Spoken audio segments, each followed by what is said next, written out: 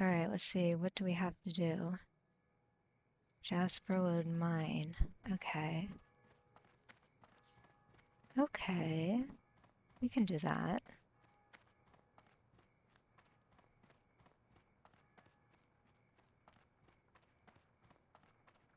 Oh, I just got a text. I've got this guy. So like I mentioned before, I sell sports cards. I have this guy locally who likes to buy sports cards, but like he's on this kick where he wants like 1970s and early 80s cards.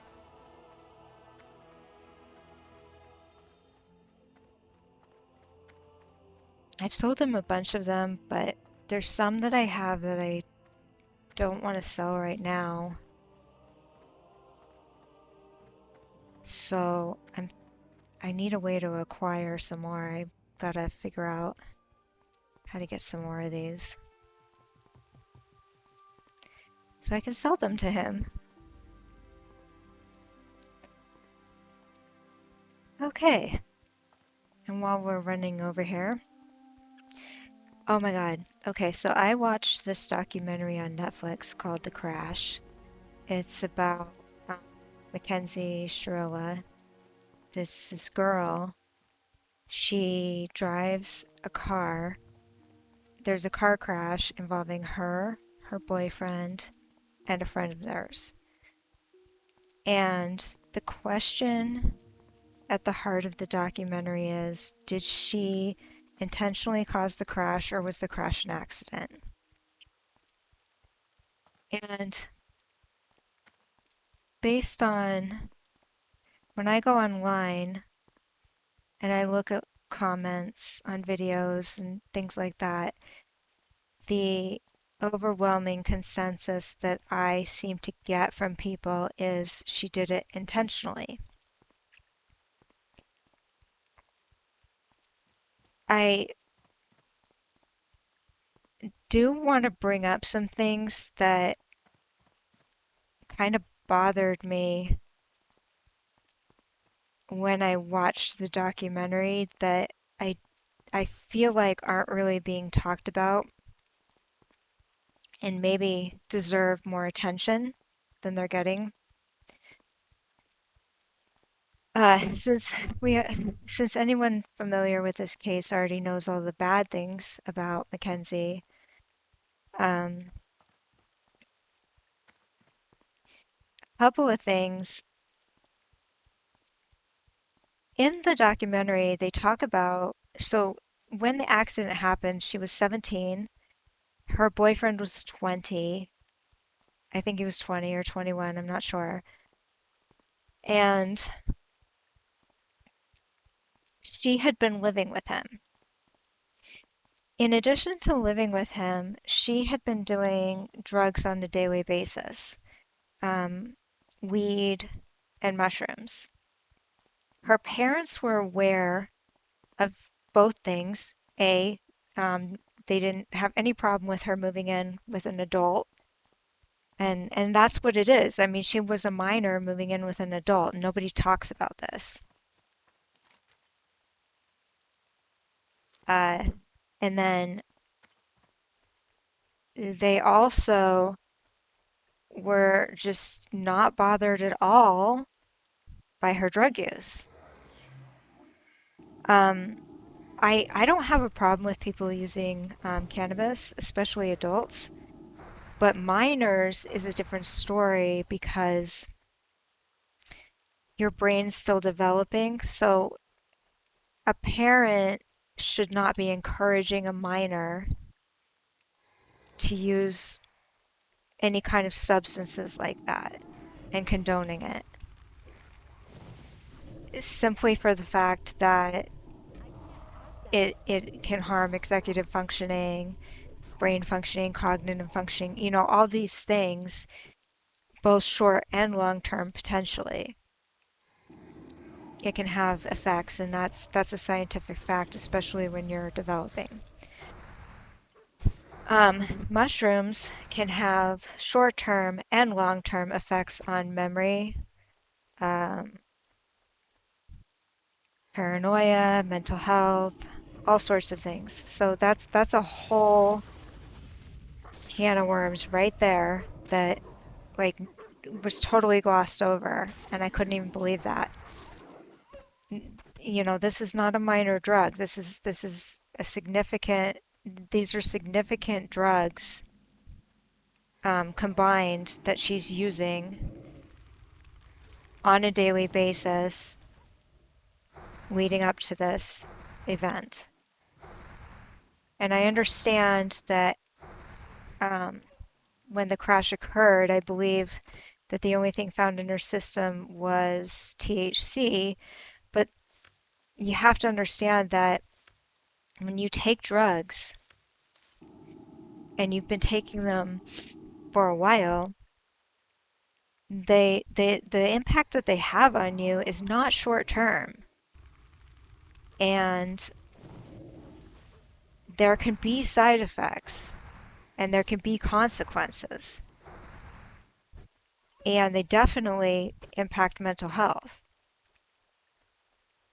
The other thing is, was she self-medicating for some mental health disorder that her parents were not getting her treated for? That is a common thing for younger people to do. Oh God, Benny Blanco strikes again.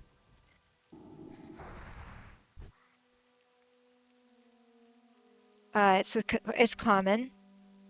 So my question is, did she have mental health issues? Like, did she approach her parents with any mental health concerns? Did she have any suicidal ideations prior to the crash?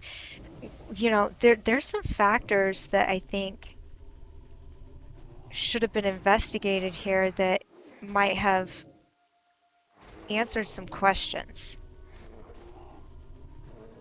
You know, does she deserve a punishment? I do believe so, yes. You know, is a punishment warranted? Yes. Are there mitigating factors? I believe that there are. And here's another thing.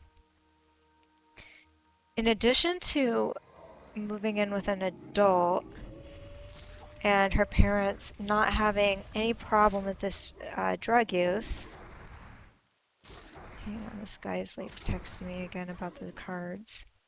I know. 1 second.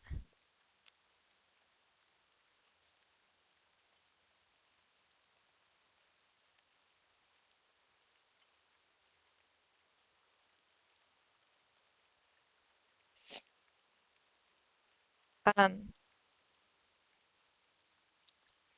so one thing that the documentary touches on, and it's so brief, it's so quick, it's a blink and you'll miss it, is text that Mackenzie sends, I believe, to her mother, saying that Dom tried to take over the steering wheel and crash her car while she was driving. So it seems that this was a situation where, like, these two people were at a point where they were having fights and the toxicity level was extremely high. The other thing that Netflix talks about, and they touch on it and then they move on super quick, um, is the fact that he cheated on her. Um, she, okay, so if they were together for 4 years and she was 17 at the time of the crash, I mean, I'm no Rain Man, but like I did the math in my head and I'm like, okay, so she was 13 when they got together? Um, that's pretty young, 13.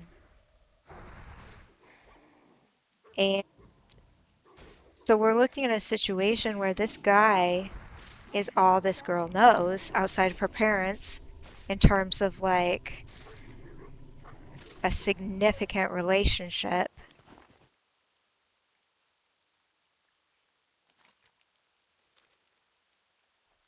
Um, I don't want to get that. No. Ah, I'm getting distracted.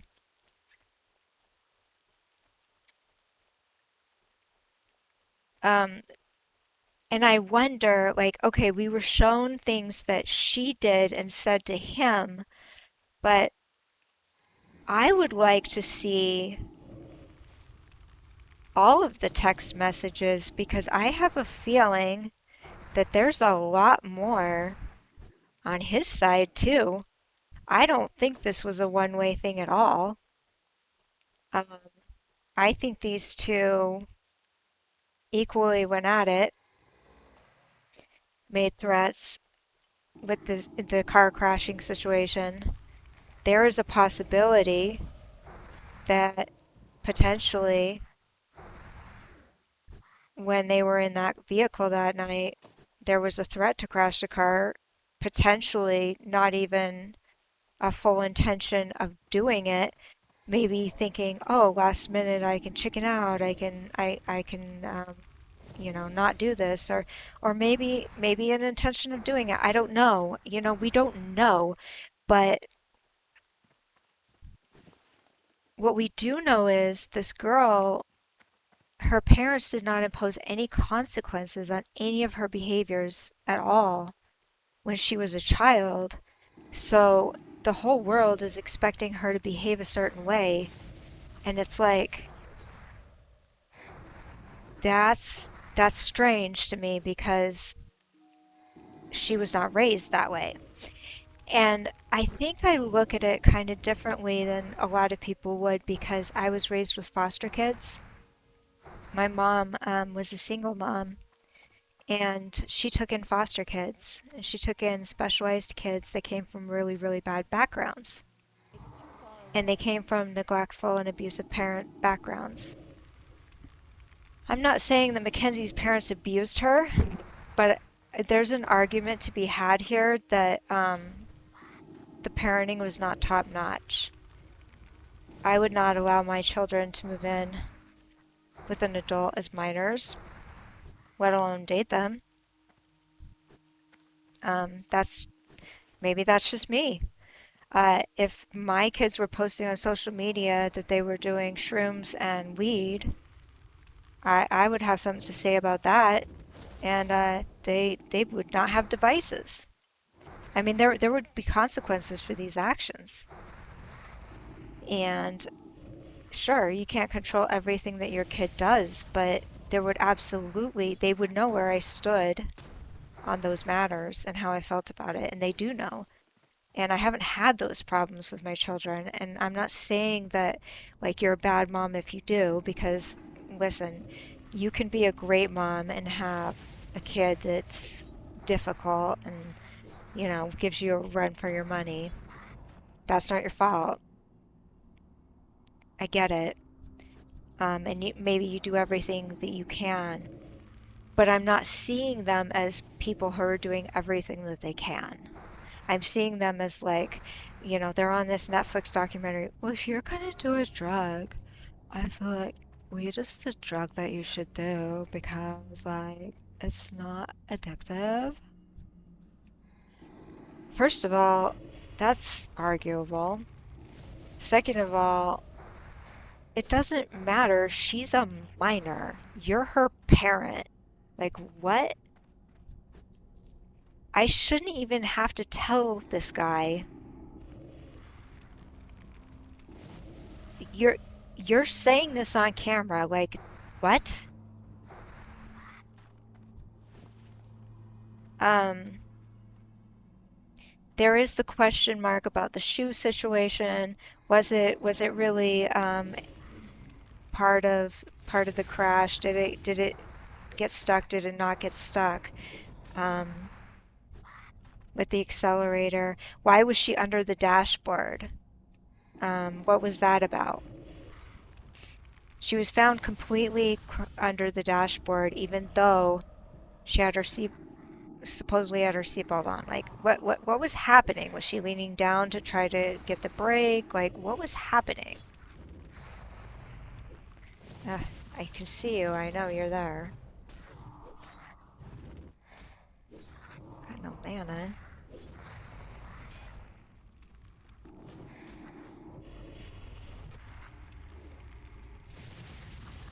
It's like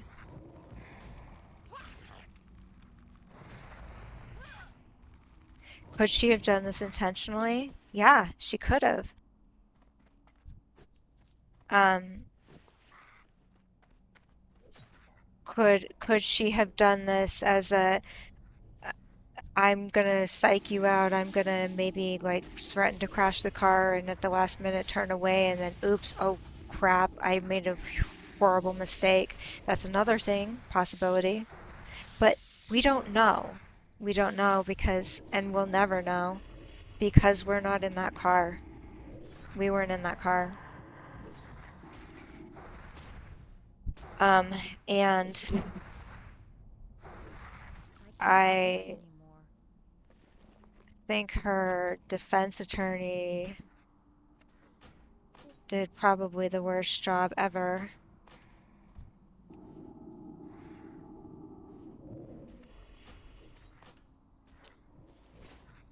There's another thing that came up. So people were very upset that she dressed up for Halloween and what she dressed up as and all that. But in the victim impact statement, her mother talks about how she talks about how Mackenzie was in bed for months, not eating, not, grieving and very, very upset. So we get a glimpse into like this grieving process that was happening that people, they say she's not remorseful. Well, if that's true, if what her mom says is true, she was. And her mom insisted that she go out with her friends for Halloween, and she really didn't want to. And her mom insisted on it, and she told the judge that. And that's something that really backfired and came back to bite Mackenzie in the court of public opinion. There's two courts. There's the criminal court and there's the court of public opinion. And the court of public opinion has tried and sentenced her to death. We have found you guilty of everything. Die. Court of public opinion. Mackenzie. That's how I'm reading it. Uh, yeah. I listened to these prison calls, like I'm on YouTube and I'm listening to these prison calls between her and her mom, and her mom, Mackenzie's like wanting to talk about things surrounding the accident and things that happened, and her mom's just shutting her down. And then Mackenzie's asking questions like about her appeal, and she's like, "Will I get more time? If I lose the appeal?" And her mom's like, "I don't know." And her mom doesn't even ever like come back with answers to these questions that she repeatedly asks. So her mom's not even like asking a lawyer any of the questions that Mackenzie is needing to know. She's not advocating for her daughter at all. You see what I'm saying? So like that's crap parenting right there.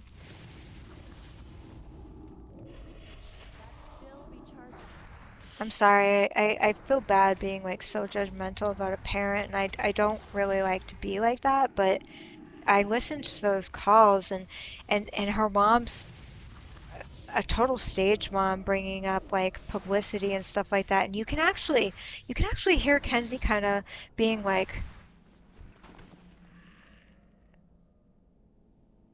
she tries to she tries to get excited about things like that, and she does get excited about things like that, and people get very upset about that, and rightfully so.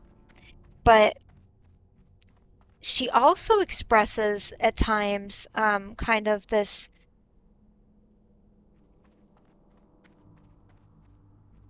feeling of like she doesn't want things to be the way that they are. She wants people to know the truth. She doesn't want people to think the worst of the situation, but also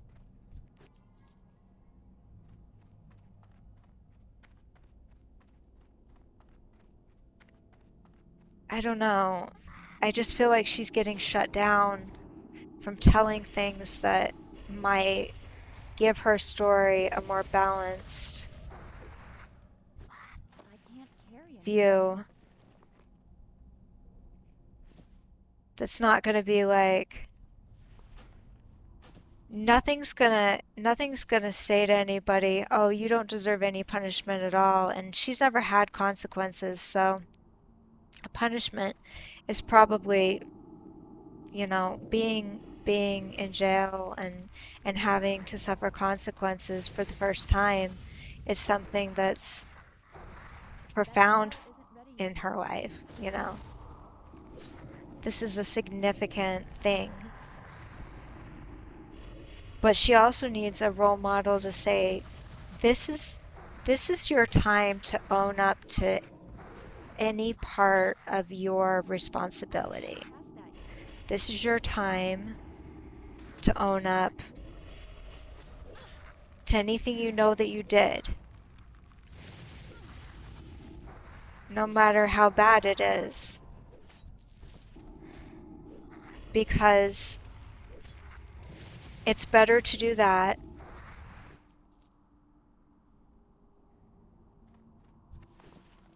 Honestly, at this point, it's better to do that.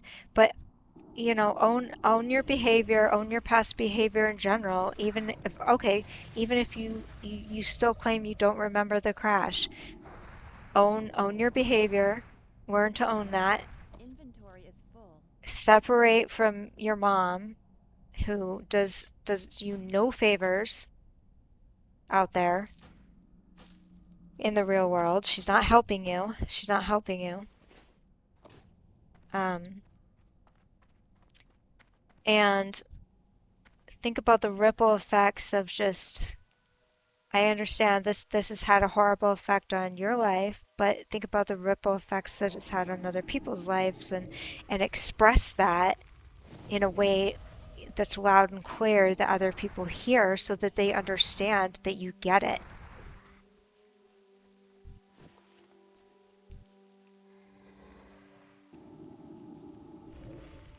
And she's not being, you know, spoken to about that.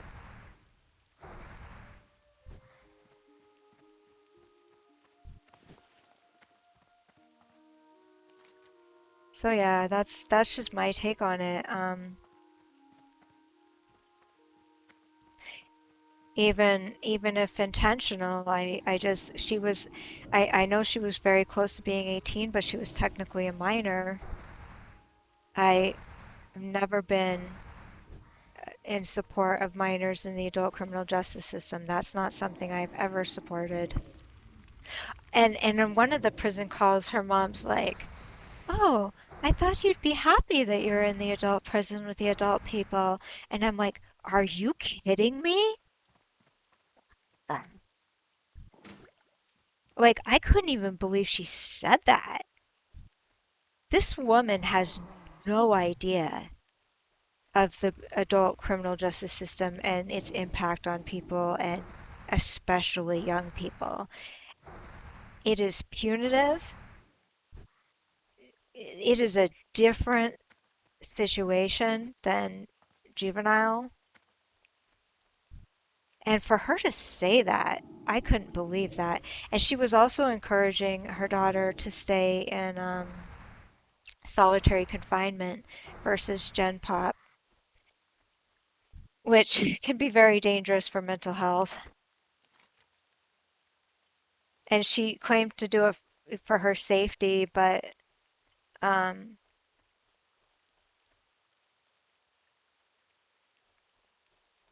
I none of these decisions that she's trying to force upon her daughter are good.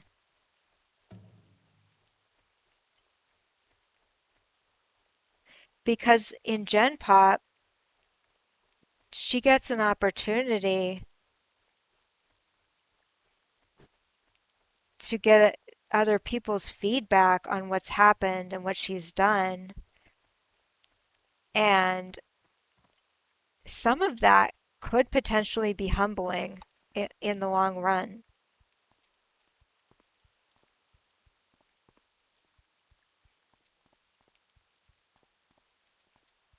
And yeah, people say, well, she'll just manipulate everyone around her, but there are people that will put her in her place and say, hey, here's what's what. Prison life is not a joke, and I know she's like, I think she's in, like, people claim she's like in kind of a comfortable prison, but it's still prison, and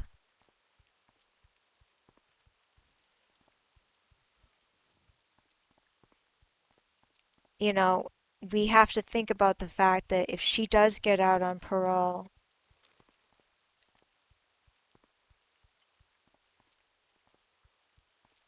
what kind of person do we want to come out?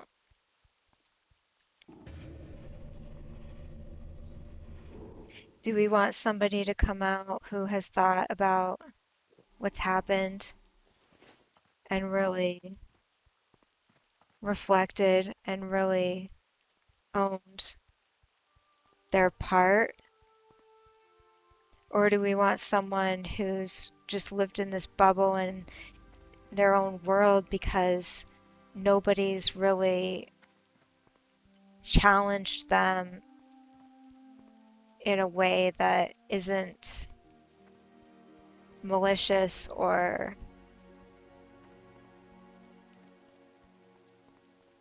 I don't know what the word would be. What can I do for you?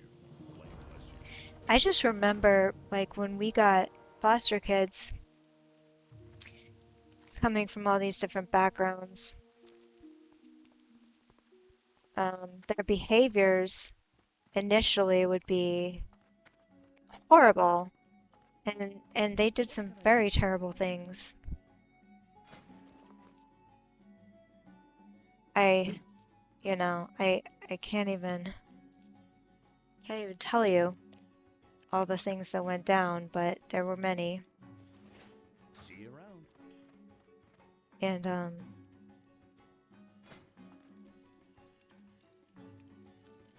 I saw children, even teenagers, change from being exposed to structure and positive encouragement and consequences. And that's the big one, consequences. But also positive reinforcement for behaviors that aren't destructive. That piece of it has to be there too. Because we're not there to be our kid's best friend. We're there to, provide the structure and discipline and all of that. And I mean, yeah, you listen to your kids, you want to listen to their problems and all that. I get that.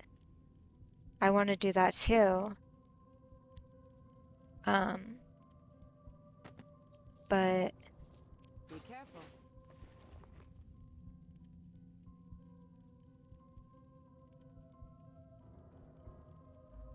wait, what?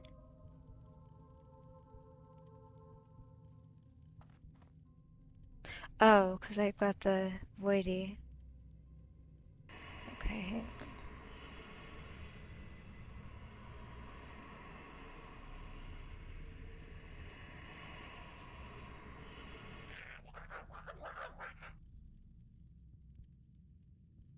Oh no, I just wasted money. Hello. Oh no. What have you done?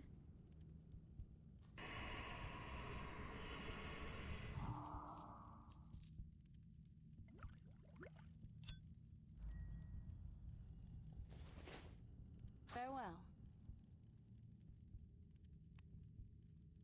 But yeah, if you go online and you read the comments about how people feel about this girl, it's yikers. And I do get it. um, because the her behavior, some of her behaviors are atrocious. But I also, again, just because I guess because I come from that background with the foster kids, and I've seen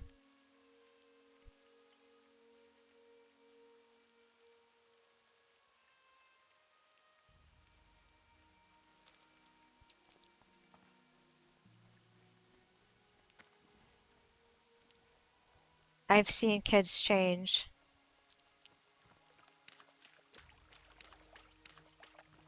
When you're in your teens and your 20s, that's a time of immense change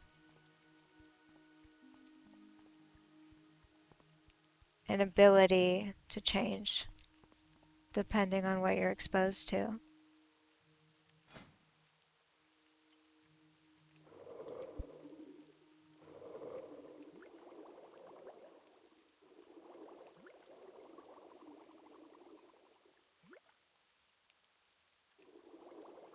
So I just wanted to say, like,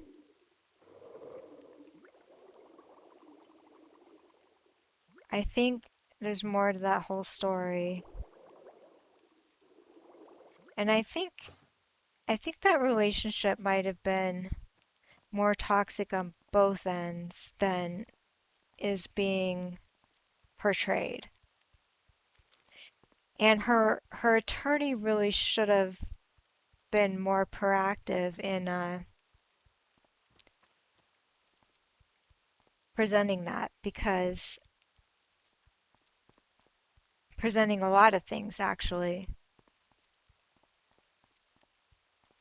including her parents. I guess the parents were probably paying him, but I mean,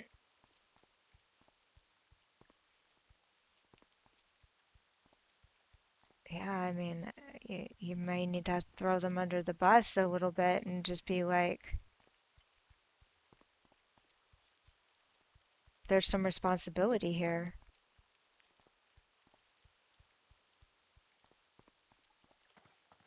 In addition, you know, that whole nature versus nurture.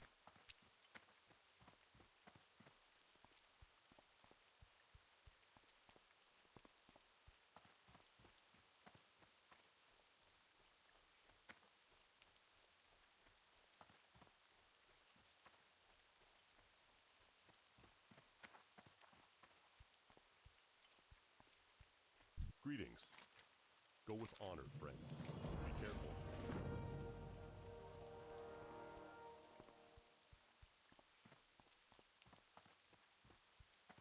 So yeah, I watched that because my sister was like, she texted me and she's like, "You've got to see this documentary." I hadn't even heard of it yet. She's like, "You got to see this. I want to hear your thoughts on this." So I watched it, and I watched it all the way through, trying to keep the most open mind possible to both sides. And I didn't, I'll be honest, when I came away initially Safe travels. thinking See you later. guilty, Hello. See you later. Safe travels. but I did further research.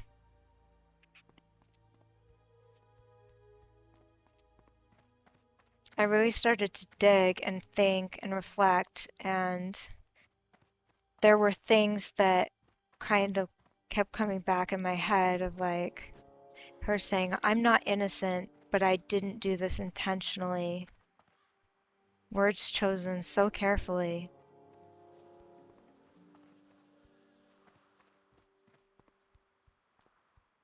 That could be true under certain circumstances.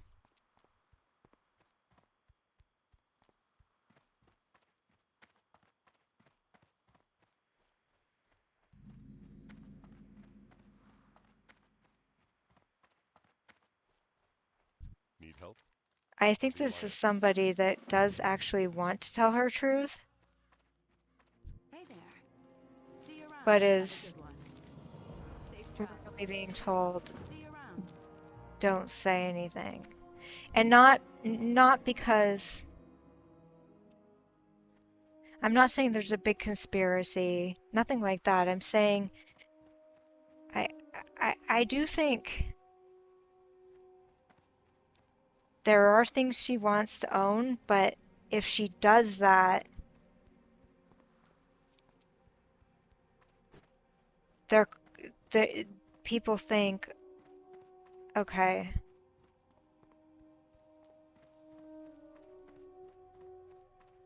like there's a gray area here.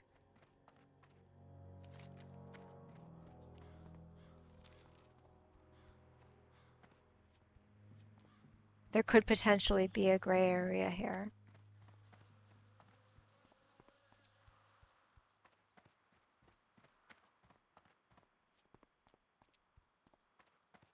But I do think there was some underlying mental health things that weren't being addressed and should have been. And I think if I were to do some digging into that, and I were like, let's say people were to talk to me and tell me like, you know, I have a feeling that King's honor. there was some stuff going on Go there. with honor, friend. For the Alliance. Greetings. Be careful. That her parents just were not Good. addressing See you around. Looking for something specific? properly. Have a good one.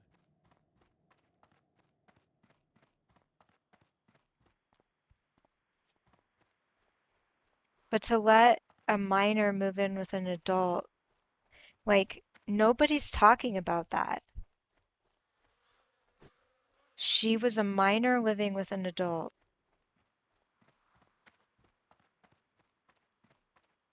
That's just like kind of mind blowing to me. Safe travels. See you later.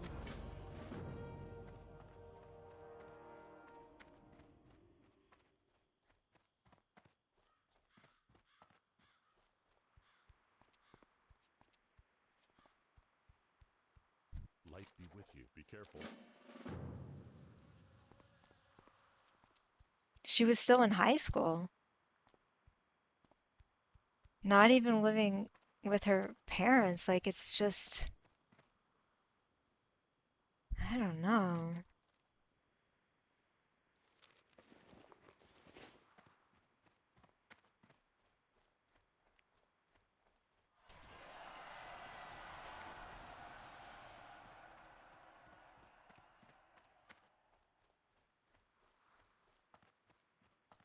I don't know.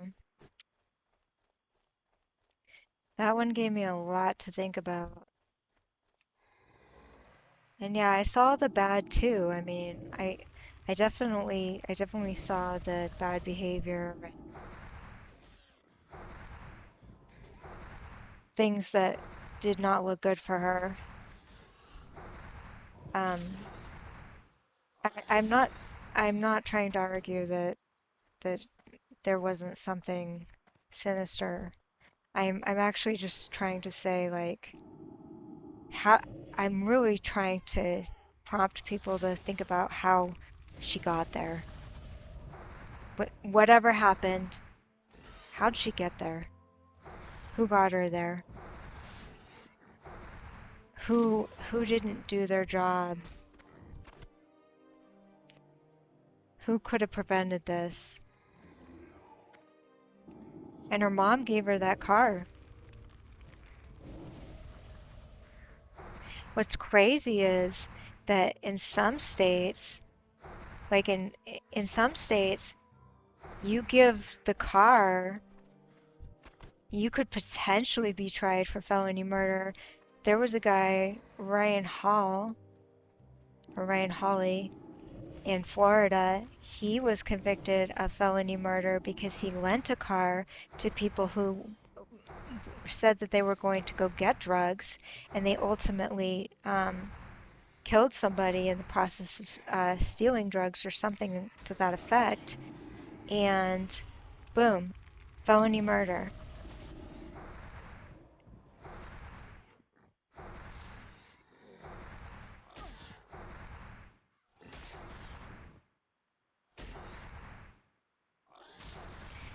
And originally he had life without parole for that. Life without parole. He didn't even go to the crime scene. He didn't even take part.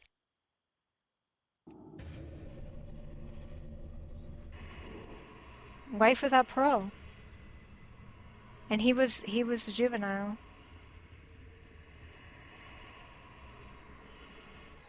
Wild. Felony murder is a very scary law, because what it is if your state has felony murder laws on the books, it's basically saying it, to some extent, or to the whole extent, that let's say you break into a house, and this happened. There were these teenagers that broke into a house, and they were just breaking in, not planning to hurt anybody. The homeowner shot and killed one of the people that broke in as they were fleeing. I believe he injured another. The teenagers didn't realize the guy was home. The teenagers were tried for felony murder for the death of their friend and convicted and sentenced to life in Indiana. This happened. Blake Lehman. Now, that's since been remedied, but that did happen.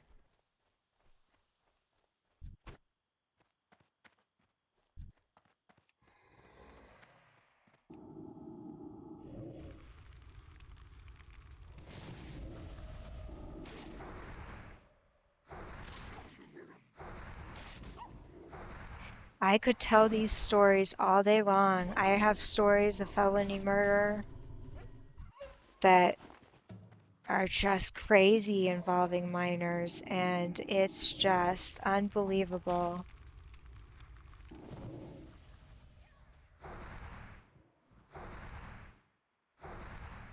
Absolutely mind-blowing. And the other thing is, because these states have these rules, there's states that have rules that kids can be tried as adults very, very young. You get these kids that might be like 12 years old put into the adult criminal justice system, Can't carry anymore. and it's like, ugh, what?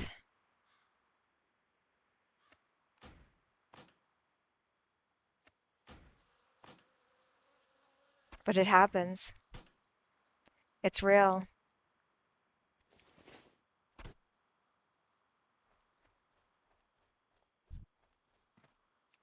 So you've got these 12-year-olds in adult facilities. The clothes don't even fit them.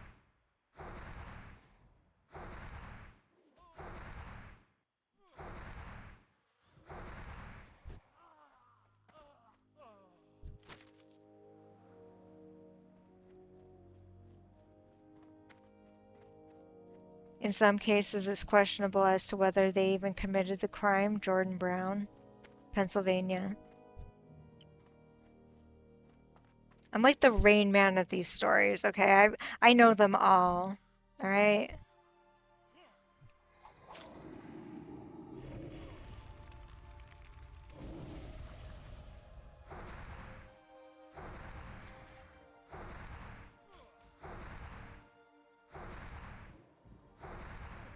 11 years old.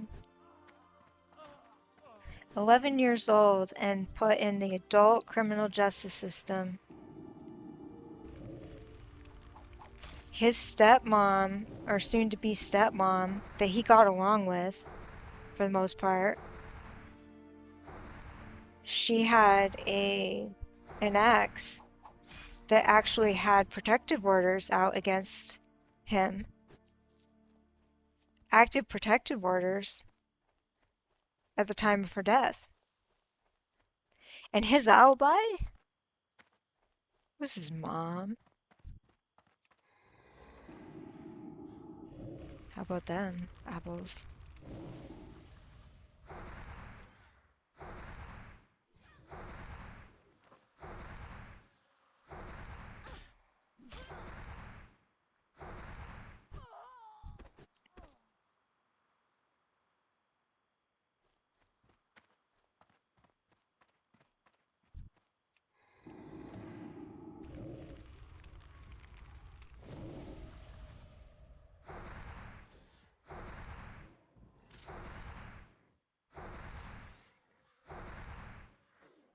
Yeah,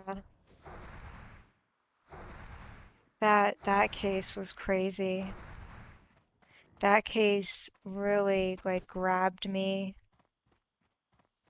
I remember I did a petition. I was like all over that case. That still be charging.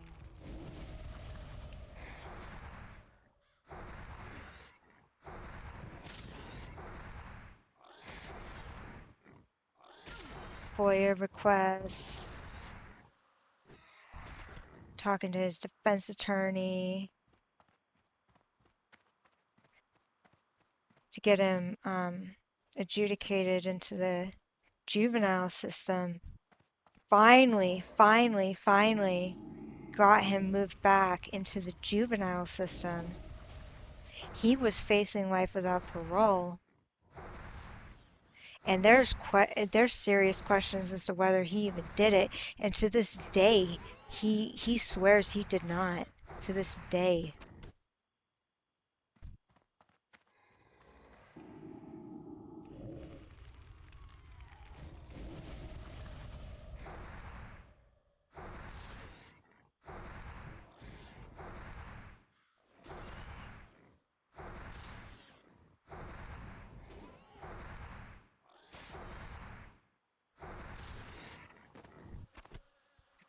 I remember like that's a fun petition to try to get people to sign initially. I'm like having to explain the whole case to them because they're just like a kid murdering his mom. No, no, thank you. I'm not signing that. And I'm like having to explain to them like all the details of the case and just like why this case is like ridiculous and um why they need to do this.